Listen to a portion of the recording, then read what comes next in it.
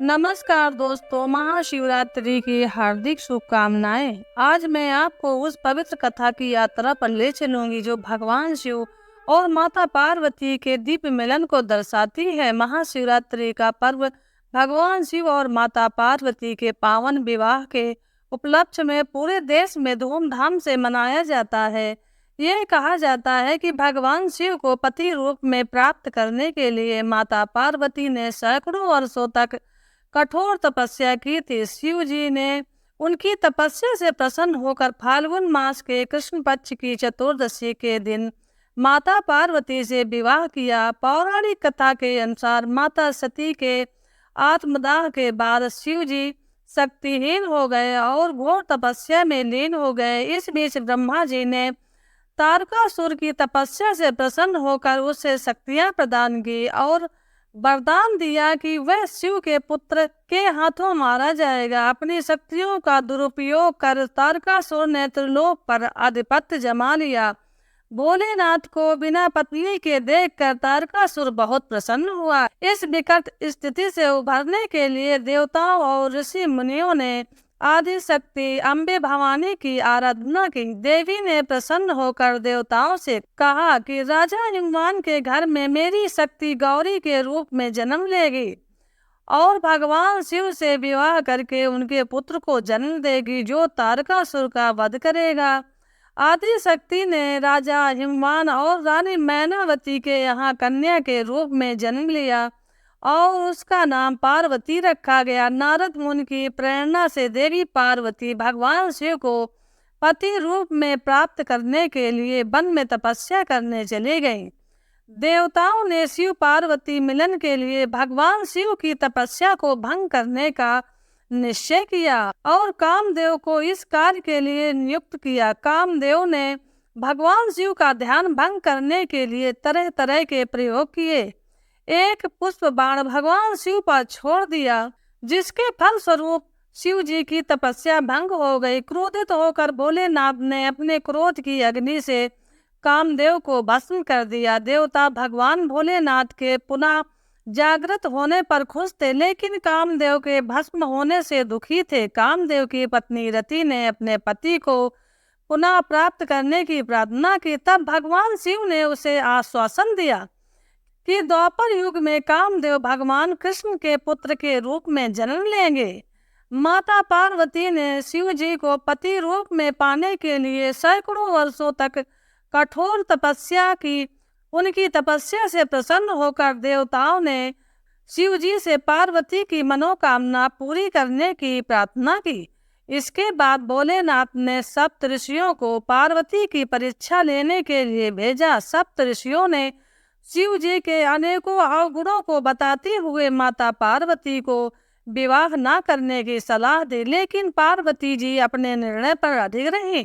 भोलेनाथ ने माता पार्वती की परीक्षा लेने का निश्चय किया। माता पार्वती की तपस्या से प्रसन्न होकर महादेव उनके सामने प्रकट हुए और उन्हें वरदान देकर अंतर ध्यान हो गए। कुछ समय बाद एक मगरमच्छ ने एक बालक को पकड़ लिया और बालक मदद के लिए पुकारने लगा। माता पार्वती ने कहा, ये तो किसी बालक के पुकारने की आवाज लगती है, कोई संकट में है। आवाज तो नदी के तरफ से आ रही है। आवाज सुनकर माता पार्वती नदी के किनारे पहुंची। उन्होंने देखा एक बालक को मगरमच्छ ने पकड़ रखा है।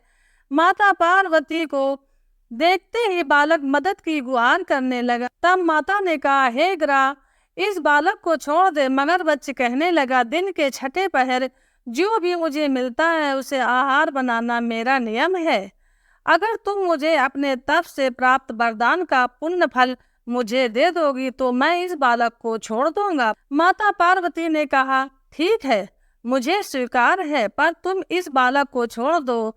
अपने तप के फल का दान करके उस बालक को बचा लिया। इसके बाद पार्वती फिर से तपस्या करने के लिए बैठ गईं। तब भोलेनाथ फिर से प्रकट हुए और बोले, मैंने तुम्हें मनचाहा वरदान दे दिया है, अब तुम क्यों तप कर रही हो? पार्वती जी ने कहा, मगरमच्छ ने बालक के प्राण मांग लिए थे, इसलिए मैंने अपने तप का फल देकर उसकी जान बचाई।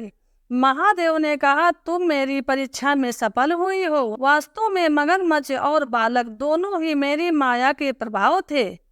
इसके बाद शिव और माता पार्वती का विवाह तय हो गया और विवाह की तैयारियां शुरू हो गई। शिव और माता पार्वती की सगाई के लिए सभी देवताओं और ऋषियों ने मिलकर भव्य तैयारी की। हिमालय के राजा हिमवान और रानी मैनावती के महल को दिव्य सजावट से सुसज्जित किया गया। महल के चारों ओर रोशनी की जगमगाहट और फूलों की सुगंधित सजावट ने वातावरण को अलौकिक बना दिया। भगवान शिव अपने गणों के साथ हिमवान के महल में पहुंचे। उनके साथ नंदी, भैरव और अन्य गण भी थे। शिव जी का स्वरूप अद्वितीय और दिव्य था। वे अपने प्रिय बैल नंदी पर सवार होकर आए और उनका चेहरा शांत और मधुरता से दमक रहा था। शिव और माता पार्वती की सगाई का समारोह अत्यंत भव्य था। इस अवसर पर सभी देवता, ऋषि मुनि और अन्य दिव्य प्राणी उपस्थित थे। भगवान विष्णु, ब्रह्मा, इंद्र और अन्य देवताओं ने इस शुभ अवसर पर भाग लिया। समारोह के दौरान भगवान शिव ने माता पार्वती को अंगूठी पहनाई और उन्हें अपने जीवन साथी के रूप में स्वीकार किया। सभी ने मिलकर शिव और माता पार्वती को आशीर्वाद दिया, उनके दिव्य मिलन का आनंद लिया। माता पार्वती अत्यंत प्रसन्न थी कि उनकी तपस्या सफल हुई और भगवान शिव ने उन्हें स्वीकार किया। उन्होंने अपने माता पिता राजा हिमवान और रानी मैनावती का आशीर्वाद लिया और सभी का धन्यवाद किया। भगवान शिव की बारात माता पार्वती के द्वार पर पहुंची, लेकिन शिव जी के विचित्र रूप को देखकर माता पार्वती की मां ने उनकी बेटी का हाथ देने से मना कर दिया। परिस्थिति को बिगड़ते देख माता पार्वती ने शिव जी से प्रार्थना की कि वे रीति रिवाज के अनुसार तैयार होकर आए। भगवान शिव ने उनकी प्रार्थना स्वीकार कर ली। उन्हें फूलों से सजाया गया और दूल्हे के रूप में तैयार किया गया। उनके दिव्य रूप को देखकर सभी लोग हैरान रह गए। विवाह ब्रह्मा जी की उपस्थिति में संपन्न हुआ। माता पार्वती और भोले बाबा ने एक दूसरे को वरमाला पहनाई और धूमधाम से विवाह संपन्न हो गया।